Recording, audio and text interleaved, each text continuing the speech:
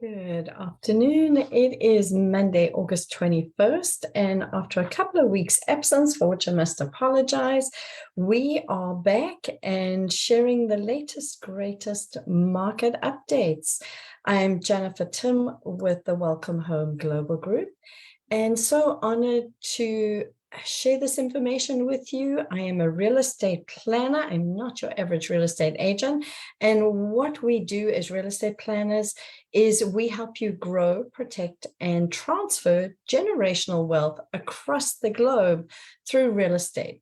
And of course, it's all about knowing those numbers, empowering you with the information that you need so that you can make informed decisions about potentially your largest asset, your real estate. So let's get right into it. Our question, and I must apologize, I have returned from a conference in Austin where I was with 7,000 of my Keller Williams associates, and of course, lots of conversations, learning a lot of, so that I can bring that back and share that with you guys, and I lost my voice, so this is just coming back. So our question today, are home prices falling? And I know for sellers, this is what you don't want to hear. And for buyers, this is what you do want to hear. But let's have a look at a couple of different things. We're going to start out nationally, and then we're just going to look at some of our local cities. Because I've got some, there's definitely some trends that we need to be aware of. So starting out, there are a couple of trends that the National Association of Realtors has just recently come out with. And I think it's important to understand the trends today and where you as a home buyer, home seller fit in that and see kind of the direction that we're going. First thing, 26% of sales are cash buyers. Now, obviously, cash buyers are not influenced at all by the interest rates because they have cash.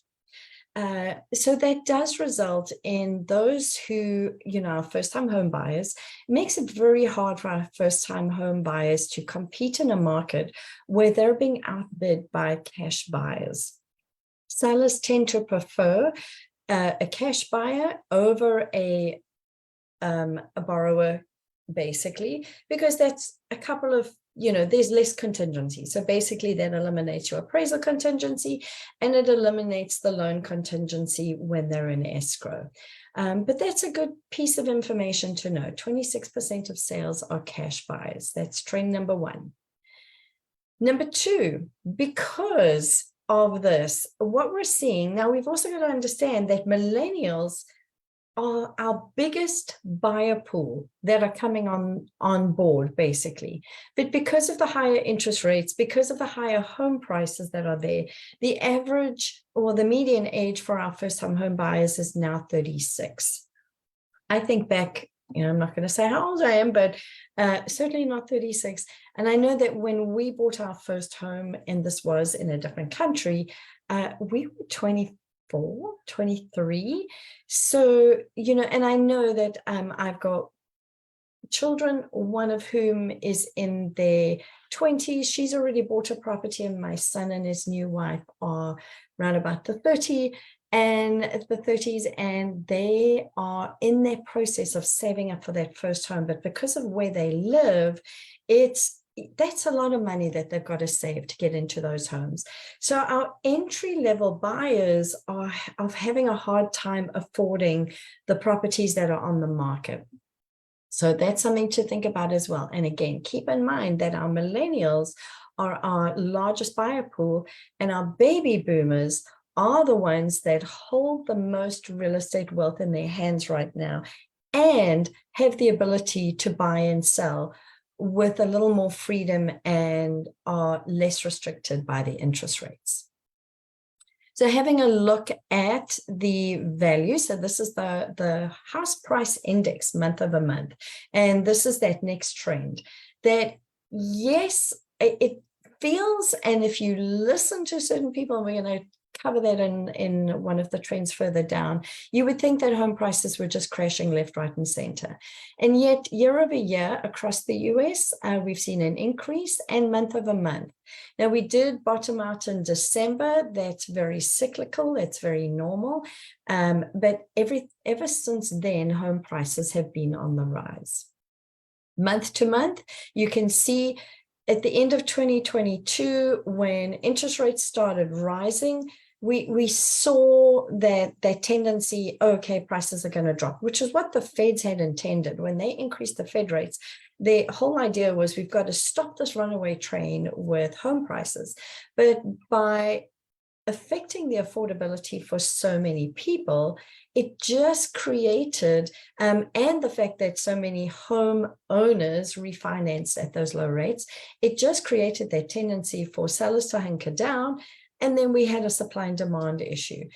We've also found that a lot of those consumers, home buyers who were a little reluctant when they saw those interest rates starting to go up in 2022, arrived in 23, realized that things were kind of just going to stay there, and we'll look at where interest rates are in a future slide, and they've got used to it and they've adapted. Speaking about mortgage rates, now, one really, really important factor to understand as well, and I don't have a slide for this, but historically, interest rates have been around the 7%. Where are we sitting right now? Around the 7%. But that's a huge sticker shock when many of us refinanced during COVID in the low or mid twos, the threes, and it's that hunkering down tendency that we're seeing. So what we do have to adjust to is that mortgage rates will remain higher for longer, and longer than the economists originally predicted. So originally, in April, Fannie Mae came out with their prediction, and they predicted that by this quarter of 2023, we would be sitting at 5.7%.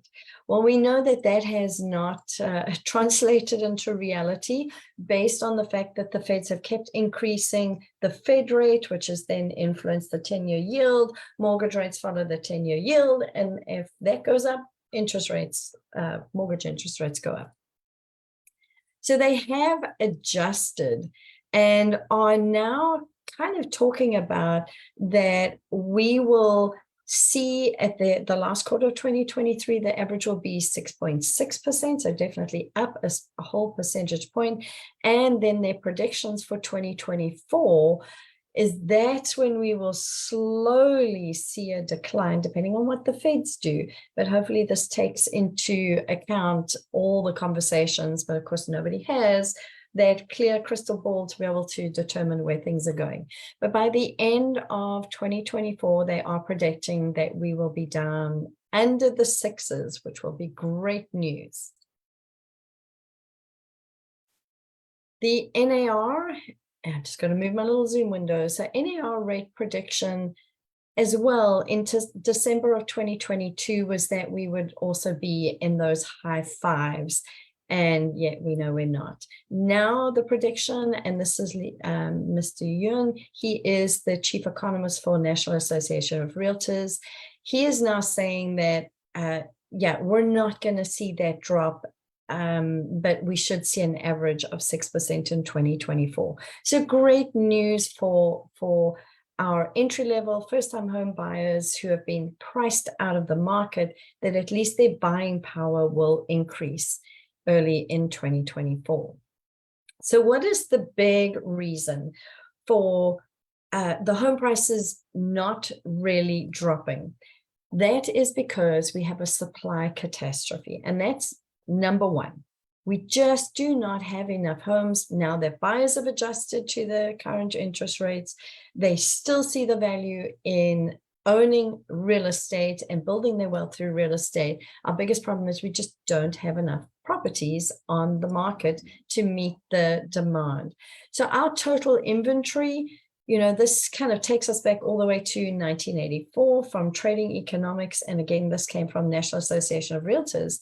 You can see that Yes, during the Great Depression, 2008, when we had the lending crisis, we were all the way up there with housing inventory. But basically, ever since then, we have been on a massive decline. Now, again, keep in mind that our biggest buyer pool are our millennials. They are the biggest historically, who will be able to buy when that affordability is just a little bit more within their reach, and yet we don't have enough homes to meet the needs. Part of that is resale. Another huge part of that is new home construction. So week over week, weekly, this kind of gives you every single month. So if you think about that in the US right now, whereas normally we're kind of close to having 1 million homes on the market available for our buyers, 492,140 single family homes that were on the market in the middle of August. As opposed to we should have 1 million homes. That is the biggest supply and demand factor, which is resulting in home prices not falling. Now, again, as I mentioned earlier, and this is the trend that we've seen, we know that the bad news, the horror stories, are the ones that sell, they get attention. So when we start seeing home prices drop and cool and falling, and then everyone thinks, obviously, that is the reality, and yet there's nothing that's further from the truth, because we are consistently seeing home prices go up. We're not seeing the dramatic, crazy, out of control 20% price or value increases that we saw during COVID. And as we came out of COVID, it is now more of a consistent increase, but they are increasing. So buyers, if you are on the fence because you're waiting for the crash to happen, you're losing out on the opportunity to get a home that, if you wait another 12 months, is going to be that much more expensive, and that dream home could be priced out of your budget, because the home prices are going to keep increasing, whereas interest rates are slowly going to normalize, we hope, down into the 6s. And you never know, one day we'll see them in the 5s again. But this is the biggest problem. So I would encourage you, don't follow what you're seeing in the mainstream media. Consult with somebody who's really tracking the data on a daily basis, on a weekly basis, on a monthly basis, looking at the trends, and can help you understand what the real data is, and specifically in your own neighborhood. And that's why at the Welcome Home Global Group, we're really, really passionate about making sure that we have a weekly newsletter that goes out, and we give you that information so you can figure out what's going on. So our, as we can see over here, our mortgage rates, this is kind of the journey we've been on. Our interest rate as of last Friday was sitting at 7.37%, which was an increase. Lots of speculation about that, but we're looking forward to the future when that's going to come down. So here again, we've got a couple of different things going on here, but you can see that our inventory, here's our inventory line here, which is just miserable. It did increase a little bit, of course, with the increased interest rate, that did result in a little bit of an increase in inventory, depending on where you are. And that's why real estate does come down to your local environment, your neighborhoods, your cities. But here's our crazy interest rate journey that we've been on, but we just don't have enough, because our buyers are back, they're buying, and they're not really concerned about that. Median price of single family homes, and this is in contract, so these are the pendings. So when we have an appreciating market, the total pendings and newly pending prices rise together. We do know that the signals are there that prices are easing, but they're not really going down as much as the mass media would have you think that they are. They're not crashing. And again, it's very specific to certain markets. So knowing your local market data is really important.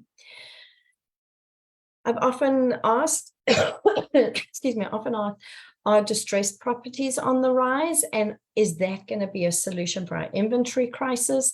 And the answer to that is no. So the delinquency rate for mortgages on 1 to 4 unit properties fell to 3.37% nationally at the end of Q2, and that's down by 27 basis points year over year, and is the lowest delinquency rate since record keeping began in 1979. So that's the national figure. Next time I do one of these, I'll show you some of our local data.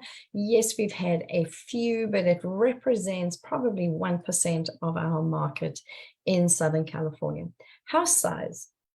So this is also an interesting one. You know, we went through that stage, and this is real estate. It's all about a cyclical trend. You know, everybody wanted the bigger house. Now what we're starting to see is the smaller house, because people like to get outside. They like to go to the beach. They like to go to the mountains. They want to be outdoors. They want walkability. And especially our millennials are not looking for that huge sprawling estate. They want the opportunity to get out into their communities and be connected to people and not hide behind the 10-foot walls and their, 6,000 square foot home that echoes when people walk around. So house size keeps shrinking from a peak of 2,519 square feet in 2015 to a post-COVID peak of 2,335, and then down to 2,191. Now, it remains to be seen if this changes as more sellers enter the market. Because again, remember, one of the other reasons why sellers are not entering the market is because they have super low interest rates right now. And the motivation is just not there to sell, get rid of that low interest rate, and then take on a much higher interest rate, unless there's another reason that makes sense. And we know there's always those reasons. Unfortunately, there's death, there's divorce. There's various things that will force sellers to sell. But we're waiting to see whether that trend, this house size trend, continues. This is a good overall, kind of shows you from the home price change from the onset of COVID in 2020, Q1, till 2023. And it's our rate of change. So in California, our rate of change, 33.1%. And that's a positive increase. It is not a negative increase. So home prices continue to go up. Yes, we had the COVID situation and the refinancing and lots more people entering the home ownership market, which then multiple offers, bidding wars, and that's when we saw those 20% increases in values and up to 33.1%. So we've talked about the mortgage delinquency rates. Here's another sort of national figure. Should have put it with that other one. So 2.6% of all mortgages in the US were in some state of delinquency, representing a 0.1 percentage point decrease compared with 2.7% in May of 2022, and a 0.2% point decrease compared with 2.8% in April. So yeah, just bottom line, that's not going to be a source for a lot of inventory moving forward. New home mortgage applications. So this is the good news. This is the builder sentiment that's on the rise. And this is basically that builders are now back and starting to build. What we do not, we know that while they're applying to get funding to build out new homes, we still know that there is such a severe shortage of homes that the new builds are just not going to make up for that. In addition, many of those areas that have seen the greatest increase in price values are not where new homes are easy to build. There isn't a lot of land. It typically involves buying older properties, demolishing them, and then trying to go through the zoning process, the permitting process, to then build homes that are more condensed, basically, for the builders to make sense for them. So again, in areas where there's land, there's space, there's availability, there's more flexibility, those homes are going in, but they aren't always in areas where our entry-level buyers want to be. The other thing that we've seen, if you've seen any of the new construction communities, and thinking about Irvine is one of them, those are not entry-level prices. Those are homes that are starting over $1 million because that makes sense for the builders, for their economic bottom line. So good news, but it's a silver lining right now. It's just not going to solve our inventory crisis. Nice little summary, again, from Realtor.com. So medium listing prices. So this was from July. Yeah, so we have seen a slight change, nationally down 0.9% from July of 2022, but we're still up 37.7% from July of 2019. So slight decrease from where we were, but compared to where we started, we're up. And inventory, active listings, this is the big one. This is the reason why, yeah, it's crazy still. And the fact that our median days on market, it's a hot seller's market in many of our neighborhoods. And again, supply and demand, supply and demand. If the properties are priced correctly for its location and its condition, you're almost guaranteed that you're going to get multiple offers in our market. Let's have a look at some of our Southern California cities before my voice gives out. I'd like to start out with some interest rates. So these I got last Friday. This is Wells Fargo for their jumbo products, which is their best products that they have. So jumbo 30-year fixed. Now remember, the national average for interest rates is over 7. They're offering in the 6.5s. This is another one of our large lenders. This is the Rodriguez Hazard Team CMG Mortgage. And this was provided last Friday. And again, they're a little higher, but they do have more products that are a little more out of the box. And, you know, they've got some great rates on their conforming loans as well. So just a little note on lenders, please remember that you have the right to choose your lender. No realtor can force you to choose a particular lender over anyone else. You need to find the lender who works best for you and with you. We will always refer at the Welcome Home Global Group. We're always going to refer you 3 lenders that we know personally, that are recognized and known in our local community, because that's super important.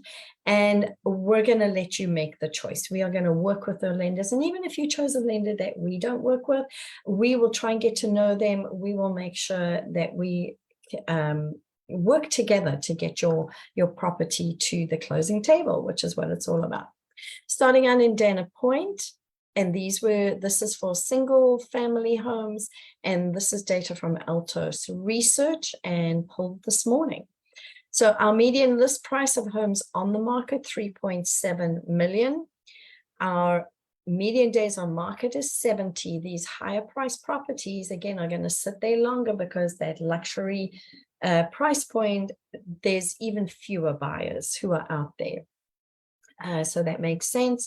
And we only have 46 properties on the market. I can guarantee you, if it's anything in the sweet spot, which is crazy to say, which is now 2.2 million and below, for any of our cities, those are, if they're priced right for condition and location, they are going to sell within, you know, a very reasonable period of time, and definitely within a month.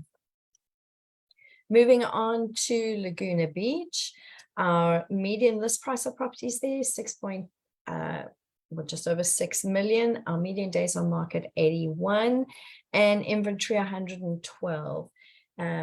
And we're kind of on that cusp of, you know, the buyer's market because of the days on market, but it's still a seller's market, and we're still seeing some amazing properties.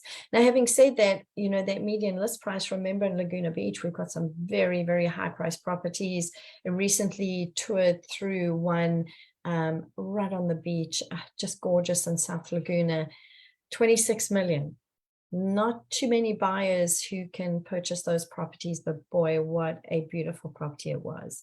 I would live there anytime, but yeah. San Clemente, our median list price, 2.26 million. Our median days on market, 49. So lower, slightly lower price point. You're going to get that faster action on those properties. And we have 85 properties on the market. It is a seller's market. San Juan Capistrano, still consistently our hottest city real estate market wise. Median list price, 2.1. Our median days on market, 35. So we're talking about that month on the market, and our inventory is 46. So definitely seller's market still. So bottom line, are home prices falling? Okay, by the numbers. So this was a report from National Association of Realtors. In our reports that existing home prices fell in June and dropped nearly 19% year over year, but median sales prices reached a near record high. And again, it's because when we're comparing to where we were last year and the crazy increases that we saw, yes, but all we're doing is we're kind of normalizing back, but we're still above the prediction of where home prices should. If we look at the trend lines, and I'll have those graphs when I do my next update. So yes, sales fell, but existing home prices, in our area are definitely on the rise. And it's just that supply and demand, that the demand is there, the supply is not, and that's what results in our home prices. Basically, we're still there. We're just not doing this. We're doing this, which is a much better way of being in our market. The crazy increases we saw before were just, totally nuts. All right. So just a reminder, as a real estate planner, we are here to help you grow, protect, and transfer your generational wealth across the globe through real estate. We have a bunch of tools that we have in our tool belt in order to help you. And if there's any way that we can assist you, we would be so honored to do that. Any questions that you have, I'm a data geek. I love analyzing the data. I listen to podcasts. I read literally 20, 30 articles every weekend in preparation to pull these numbers together. And I'd be honored to answer any questions that you have. So with that, I wish you a wonderful, now the sun is out and we've survived the tropical storm. I'm looking forward to seeing all the green growth that'll come as a result of all the rain that we experienced and very little damage in coastal Southern California. And definitely thoughts go out to anybody who did suffer any damages in the storm. Let us know if there's anything we can help you. With that, I'll actually be on vacation for the next 2 Mondays, but I will see you after that with some great information to share from a national perspective, and we'll have some more specific information about your local markets.